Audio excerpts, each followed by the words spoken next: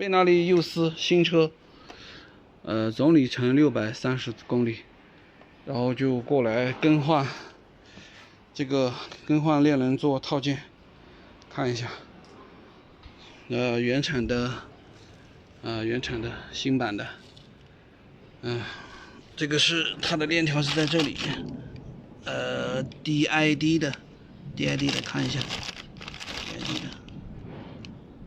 是吧？这个还是响，为什么呢？因为它这个原厂的结构性的问题，就是会有一点这个问题，没办法，哪怕用到 DID 了，这个还是舍得用料了，这也没解决问题啊。所以啊，这个东西你得结构对，结构不对就没办法。这个原厂的轴承 VCD 啊 ，VCD